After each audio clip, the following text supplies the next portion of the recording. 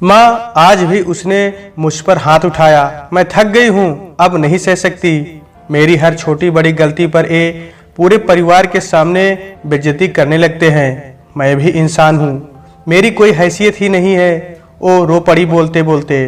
रो मत बेटा, तू घर चली आ, बहुत देखे हैं ऐसे। तू पढ़ी लिखी है, किसी की भी चिंता करने की जरूरत नहीं है। 2-4 दिन में ही इन लोगों की अक्ल ठिकाने लग जाएगी, देखना फिर। और अगर ना लगी भी तो तलाक का रास्ता तो खुला है ना। बहुत सह लिया तूने, अब नहीं। माँ उसे दिलासा दे रही थी।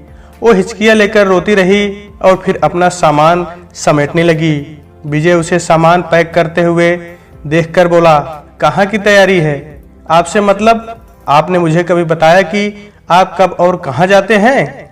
अपनी फैमिली के सामने मुझे बेइज्जत करते समय सोचते हो कि मैं तुम्हारी बीवी हूँ, कोई नौकरानी नहीं। बस करो विजय, बहुत हो चुका। अब मैं एक पल के लिए यहाँ नहीं रहूंगी। वो हमारा परिवार है नीलम, और तुम्हें तुम्हारी गलतियों के लिए डांट रहा था। तुमने बाबूजी से बहस ना की होती तो मुझे गुस्सा नहीं आता। तुम मुझे उकसा रही थी। वो बहुत देर तक उसे मनाने की कोशिश में लगा रहा, पर नीलम तो जैसे कसम खाकर बैठी थी। कब ऑटो किया, कब बाहर निकली, कब ट्रेन में बैठी, उसे कुछ होश नहीं। बस इतना याद है कि विजय बहुत देर तक उसे खड़ा देखता रहा जाते हुए। गुस्से ने उसके सोचने समझने की शक्ति जैसे छीन सी ली थी। माँ के कहे शब्द उसके कानों में गूंज रहे थे। तू चली आ, बहुत सह चुकी। विजय से उसकी शादी हुए 2 साल हो चुके थे।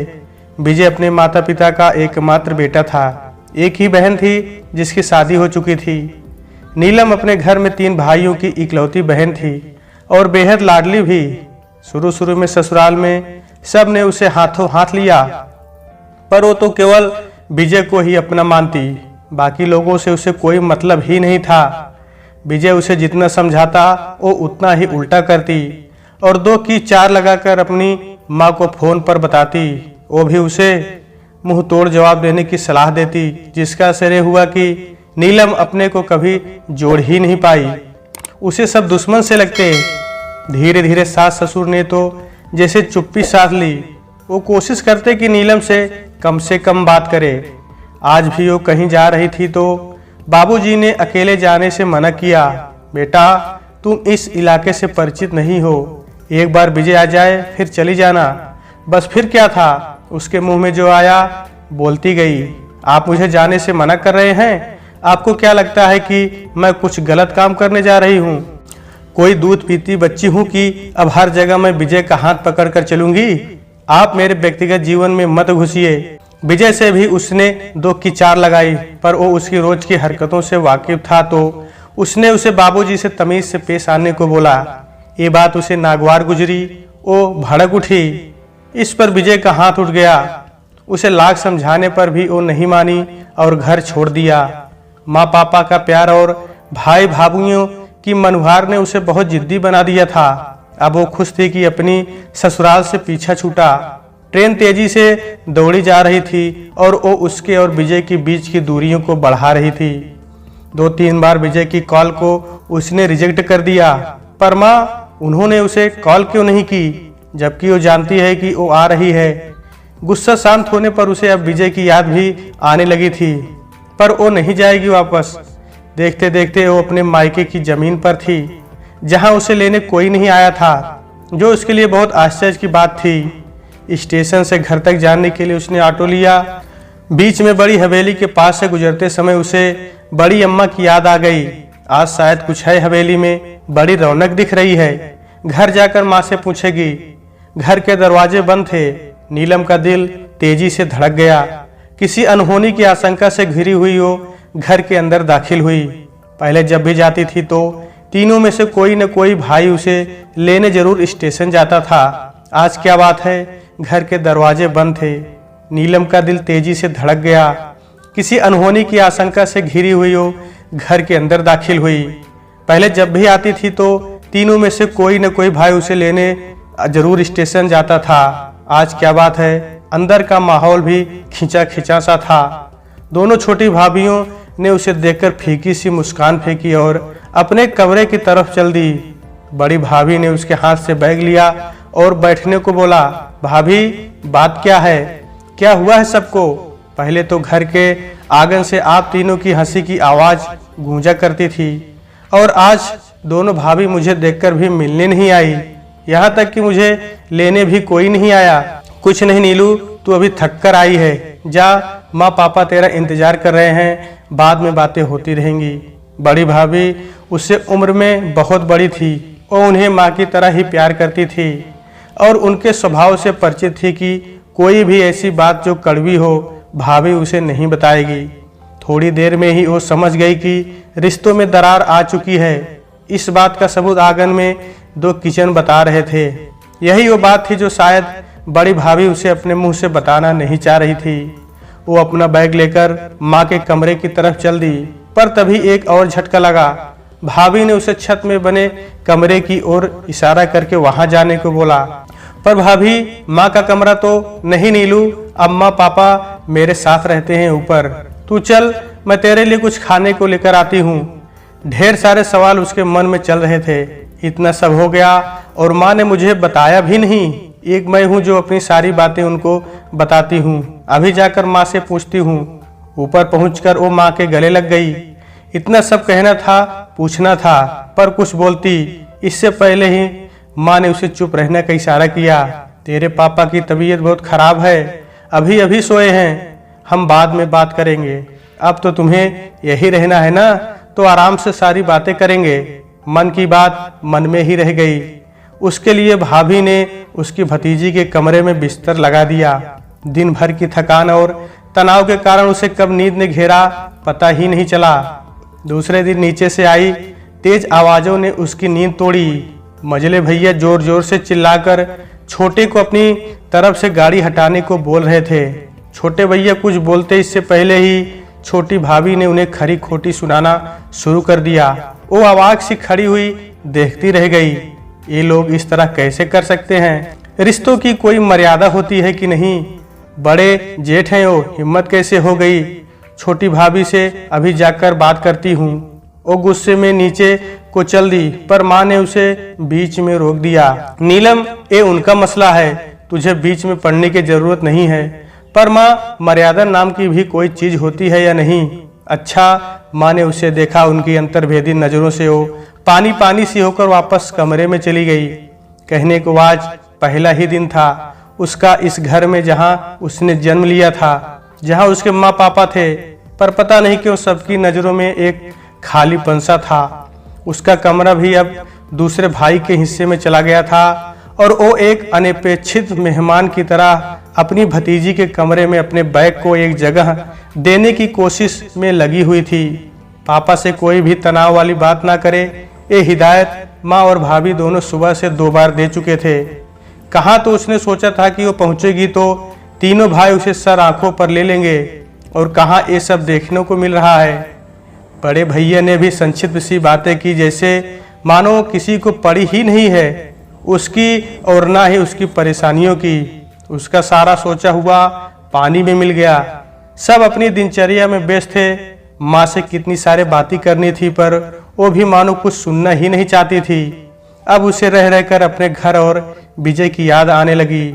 माँ, ये हवेली क्यों सज रही है? कल रास्ते में देखा। और बड़ी अम्मा कैसी हैं? महेश के बेटे की शादी है, उसी की तैयारी हो रही है। कल चलना है सबको। मैं तो शायद नहीं जा पाऊंगी, तेरे पापा की हालत ठीक नहीं है, पर तुम और बहू चले जाना। बड़ी अम्मा भी अब अपने दिन गिन रही हैं। कल जाओगी तो मिल लेना, पता नहीं कितने दिन की मेहमान है अब। माँ ने लंबी सांस लेकर कहा। नीलम बचपन से हॉस्टल में पढ़ी थी, पर जब गर्मियों की छुट्टियों में घर आती तो बड़ी हवेली जरूर जाती। ठाकुर चाचा और उसके पिता बचपन के दोस्त थे। बड़ी अम्मा ठाकुर चाचा की बहन थी जो अपने पति से अलग होकर हवेली में ही रहती थी। निसंतान बड़ी अम्मा की पूरी दुनिया उनके भाई भतीजे ही थे। बड़ी अम्मा से नीलम को भी लगाव था, उनसे मिलने की इच्छा, इसलिए वो हवेली में जाने की सोचने लगती है। दूसरे दिन सभी अपने में व्यस्त थे, तभी वो माँ के पास गई। माँ, आप सभी बिजी हैं और शादी तो शाम को है ना? मैं सोच रही हूँ कि थोड़ी देर के लिए बड़ी हवेली हो आऊँ। शाम को फिर बड़ी अम्मा के पास बैठने का समय मिले ना मिले। ठीक है बेटा, हो आओ, उन्हें भी अच्छा लगेगा और तुम्हारा भी मन बहल जाएगा। माँ से स्वीकृत लेकर वो हवेली पहुंचती है, जहां शाम की तैयारियों में सभी लगे हुए हैं।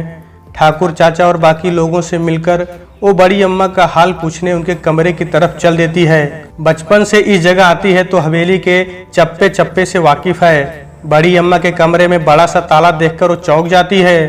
कहीं पर माँ ने तो बोला है कि फिर बड़ी अम्मा कहाँ चली गई। तभी एक नौकर उसे आता हुआ दिखा। उसने रोककर बड़ी अम्मा के बारे में पूछा तो वो सकपकाया। फिर उसे ले जाकर पीछे नौकरों के तरफ वाले हिस्से में एक छोटे से कमरे में छोड़कर चला गया। बड़ी अम्मा यहाँ इस हाल में रो पड़ी। टूटी सी चारपाई पर एक बेहद कमजोर काया पड़ी हुई थी। क्या स्थिति हो गई इनकी।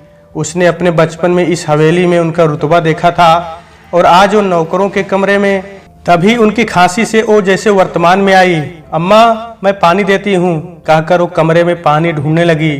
चारपाई के पास ही एक पुरानी सी सुराही के ऊपर गिलास ढका हुआ था। नीलम ने जल्दी से पानी दिया। वो थोड़े से सहारे से उठी और पानी पीकर फिर निढाल हो गई। कौन है? अपनी बूढ़ी आंखों को नीलम के चेहरे पर केंद्रित करते हुए बोली। अम्मा, मैं नीलू। नीलू बिटिया तू? हाँ अम्मा, पर आपकी ये हालत और आप यहाँ कैसे? मैं अभी ठाकुर चाचा से बात करती हूँ। रुक नीलू, किसी से कुछ मत बोल, मुझे मेरे कर्मों का फल भुगतना है। अच्छा है, यहीं भुगत जाऊं। ऐसा क्या किया है आपने? किया है बेटा, अपने जीते जी अपने पति का घर छोड़कर पाप किया है, वो भी केवल अभिमान के कारण। नीलम की समझ में कुछ नहीं आ रहा था। बड़ी अम्मा ने फिर से बोलना शुरू किया। नीलम, मैं अपने पिता की बेहद लाडली थी। जिस समय लोग अपनी बेटियों को स्कूल में नहीं भेजते थे, उस समय मेरे पिता ने मुझे हॉस्टल में रखकर पढ़ाया था। घुड़सवारी और निशानेबाजी सिखाई थी। मैं फर्राटेदार अंग्रेजी बोलती थी। मुझे सब सिखाया गया था। बस शादी के बाद पति के घर में कैसे रहना है ये नहीं सिखाया गया था। मैं जिद्दी और घमंडी हो गई थी। मेरे पिता ने मेरी शादी में दिल खोलकर खर्चा किया, जरूरत की सारी चीजें दी, बस मुझे संस्कार देना भूल गए। एक दिन मेरे ससुर जी ने मेरे कमरे से मेरी दीवार घड़ी, जो मुझे मेरे पिता ने विलायत से मंगवा कर दी थी, उठवाकर बैठक में टंगवा दी। बस फिर क्या था, मैंने आओ देखा न ताओ, ये भी नहीं सोचा कि उस समय वहाँ कितने लोग मौजूद हैं। बाहर जाकर अपनी घड़ी उतार लाई और उनको सबके सामने भिखारी बोला। मेरे पति ने उनसे माफी मांगने को बोला, पर मैं अपने अभिमान में चूर थी। बहुत घमंड था अपने पिता की दौलत पर। झुकने से अच्छा उस घर को छोड़ना ज्यादा सही लगा। यहाँ चली आई हमेशा को। पहले तो एक दो बार उन लोगों का संदेश भी आए, फिर बाद में वो भी आना बंद हो गए। उन्होंने दूसरी शादी कर ली। आज अपने घर में होती तो नाती पोते वाली होती, मेरी भी इज्जत होती। जब तक मेरे पिता और भाइयों का चला, मेरी भी हवेली में चली। पर अब भतीजों का राज है। आजकल कोई अपने माँ बाप को ना पूछे तो मैं क्या चीज हूँ। जब से बीमार हुई यहाँ डाल दिया, कहते हैं बीमारी फैलेगी। बड़ी अम्मा फिर से खांसने लगी थी। नीलम सन्न रह गई थी, क्या बोलती। वापस घर आ गई। शाम को बेमन से शादी में शामिल हुई, पर अब मन कहीं और था। रात में कब सोई पता नहीं चला। वो शीशे के सामने खड़ी है, एकदम से बूढ़ी हो गई, सफेद बाल, झुकी हुई कमर। ये जगह कौन सी है? Store room. यहाँ तो कबाड़ रखते हैं। वो यहाँ क्यों है? तेज खांसी आ रही है, पानी पानी। पसीने में लथपथ उसकी नींद खुल जाती है। क्या हुआ नीलू, कोई बुरा सपना देखा क्या? माँ उसे पानी देकर पूछती है। ओ हाँ, नहीं, वो अभी भी पसीना पोंछ रही थी। अच्छा सुन, तू जल्दी से फ्रेश हो जा, फिर अपना सामान स्टोर वाले कमरे में लगा ले। वो क्या है ना, अब तुम्हें यहीं रहना है तो अलग कमरा तो चाहिए ना। तो मैंने स्टोर की सफाई करा दी है, आज से तू वहीं रहेगी। वो चौंक जाती है। कहाँ विजय और उसका एसी बेडरूम और कहाँ वो स्टोर रूम। उसे अपना सपना सच होता हुआ दिखाई दे रहा है। वो फिर से पसीने में नहा जाती है। माँ से ये उम्मीद बिल्कुल भी नहीं थी। उसे रोना आ जाता है। अब उसे अपनी सारी गलतियाँ शिद्दत से याद आने लगती है। उस दिन भी तो बाबूजी उसके और विजय के बीच बचाव ही कर रहे थे, जब वो उन्हें मारने झपटी थी। अगर विजय बीच में नहीं आते तो उसका हाथ उठ चुका होता। इसी कारण विजय मजबूर हो गए थे उस पर हाथ उठाने को। कोई भी औलाद अपने पिता की बेइज्जती कैसे देख लेता, पर वो ये छुपा गई थी। आज सब याद आ रहा था। विजय बेहद याद आ रहे थे और घर भी। उसने अपना मोबाइल उठाया। विजय की ढेर सारी मिस कॉल पड़ी थी जिसे उसने गुस्से में नहीं उठाया था। आज हिम्मत करके कॉल की। दूसरी तरफ से विजय की आवाज़ आई, नीलम कोई ऐसा करता है क्या? मुझे माफ़ कर दो और घर लौट आओ। मुझे और इस घर को तुम्हारी ज़रूरत है। उसकी आवाज़ सुनकर नीलम की हिचकियाँ बंध गई। बहुत देर तक रोती रही, फिर आने का वादा करके फ़ोन रख दिया। उसने फैसला ले लिया था वो हवेली वाली अम्मा नहीं बनेगी। माँ, मैं अपने घर वापस जा रही हूँ। आप स्टोर में वापस सामान रखवा दीजिए। गर्व मिश्रित उसकी बात सुनकर माँ बोली, अरे तू वापस नहीं जाएगी, कभी नहीं। सोच ले, फिर मत कहना। उनके चेहरे पर हल्की सी मुस्कान थी जिसे नीलम नहीं देख पाई। नहीं माँ, मैं जा रही हूँ अपने घर। वो मेरा घर है और अब कभी कुछ नहीं कहूँगी। वो मुस्कुराते हुए नहाने चल दी। करीब 2 घंटे बाद उसने स्टेशन के लिए कैब बुलाई। माँ ने ढेर सारी चीज़ें बांधी। वो सबसे मिलकर चल दी। 5 मिनट बाद उसे एहसास हुआ कि शायद उसका मोबाइल घर में ही छूट गया है। वो वापस घर की तरफ बढ़ी, तभी अंदर से आती आवाज़ों ने उसके कदम रोक दिए। माँ और तीनों भाभियाँ आंगन में बैठी हंस रही थी। छोटी भाभी बोली, मान गए आपको माँ, क्या सबक सिखाया है आपने नीलू दी को। और सबसे कठिन रोल तो पापा जी का था। बेचारे 2 दिन बिस्तर पर पड़े रहे। क्या करती मैं? अगर उनका बस चलता तो अपनी लाडली को पहले ही दिन सब सच बता देते और वो कभी वापस नहीं जाती। इसलिए उनसे दूर रखना ही ठीक था। मैं नीलम को जानती हूँ, वो जिद्दी है। जब तक उसे सामने से कोई चीज़ ना दिखाओ समझती नहीं है। इसलिए मायके का ये रूप भी दिखाना जरूरी था। एक ही दिन में 2 किचन बनाना और तुम सबका इस तरह एक दूसरे से लड़ना भी तो हमारी योजना का हिस्सा ही था। पर बेचारी नीलम दी, हम सब ने उनके साथ सही नहीं किया। मजली भाभी बोली, बच्चे जब छोटे होते हैं तो कड़वी दवा देने के लिए कभी कभी माँ को उनकी नाक भी बंद करनी होती है, पर वो उसके फायदे के लिए ही होता है। नीलम को राखी पर बुला लेंगे। अब उसकी अक्ल ठिकाने आ चुकी है। वो ठीक से ससुराल में रहेगी। अगर उसे पहले समझाती तो वो मुझे ही दुश्मन समझती, पर अब सब ठीक है। पर एक बात समझ नहीं आई, अभी तो दूसरा ही दिन था, नीलम इतनी जल्दी कैसे चली गई? बड़ी भाभी ने बोला। नीलम की आंखें छलक गई। उसे अपनी गलती का एहसास पहले ही हो चुका था, पर उसके मायके में सब ठीक है, इस बात से उसे बहुत राहत मिली। तभी उसके पर्स के अंदर से मोबाइल बज उठा। यार नीलम, कितने बजे की ट्रेन है? बता देना, मैं लेने पहुंच जाऊंगा। जी अभी बताती हूँ, कहकर वो वापस कैब की तरफ अपने ससुराल के लिए चल पड़ी। तो दोस्तों, आज के वीडियो में बस इतना ही। कहानी आपको कैसी लगी कमेंट बॉक्स में ज़रूर बताइएगा। अगर कहानी पसंद आई हो तो कृपया चैनल को जरूर सब्सक्राइब करें व वीडियो को लाइक करें। तो दोस्तों, आपसे फिर मिलते हैं अगले वीडियो में। तब तक के लिए नमस्कार।